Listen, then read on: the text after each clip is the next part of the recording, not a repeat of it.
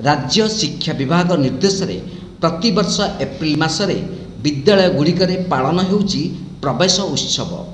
से नहीं चलित वर्ष मध्य एप्रिल मास 2 तारिख रु 12 तारिख पर्यंत समस्त विद्यालय गुड़िकरे प्रवेश उत्सव पालन अनुष्ठित हो जाइछि।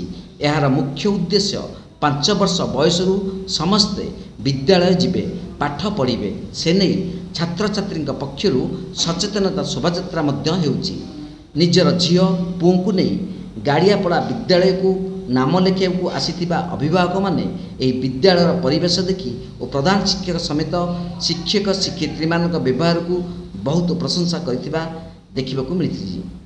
से बेली छात्र छात्री मध्य बहुत खुशी होइतिबा कहिसंती।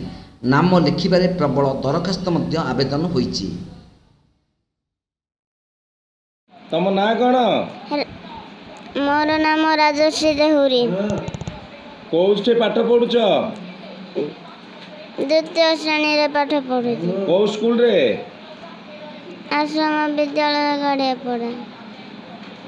अच्छा, केमती पाठ पढ़ा केमती लागुची? भल लागुची।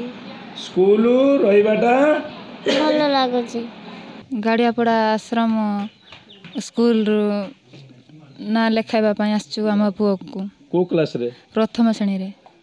स्कूल रे ना लिखेले? हाँ। स्कूल देखिले? हाँ देखिलो। कौन केमती लागिला स्कूल?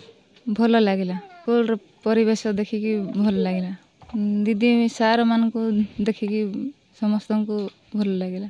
नहीं आमर मास एजुकेशन जो गाइडलाइन थिला आम पूर्व प्रस्तुति अनुसार आम कार्य करुचु एवं ता पूर्व पीटीए मीटिंग करा जायथला। पीटीए मीटिंग रे समस्त पीटीए मानक अवगत प्रवेश उत्सव उपर अवगत करा जायथला। ताको धरी पिला माने जो माने नूतन भाव में विद्या प्रवेश उत्सव जो पालन करिया पई विद्या प्रवेश करथिले से मानको आज आम पूर्णांग विद्या प्रवेश उत्सव पालन परिसमाप्ति घटी एवं आमर मोटामोटी भाव में 37 जन पिला एडमिशन होइछन्ती। नहीं अभिभावक मानक आम नगर परिक्रमा करूँ छात्र समस्त आमर अध्ययनरत छात्र छात्री को नहीं एक शोभायात्रा रैली माध्यम लोक मान सचेतनता कराइलु। ता पूर्व पीटीए बैठक से अवेयरनेस आम अवगत कराइलु जहाँफल कि आमर जी सीट थिला जी आमर कैपेसिटी थिला ताठू अधिक पिला आसते एवं से माने निराश होगी फेरी तथापि आम आश्वासन देचु जदि कई पिला मझे ड्रप आउट होती स्कूल परित्याग करते आम डकई एडमिशन कराइबु। फुलबाणी बैद्यनाथ बेहरा रिपोर्ट तीर्थक्षेत्र लाइव।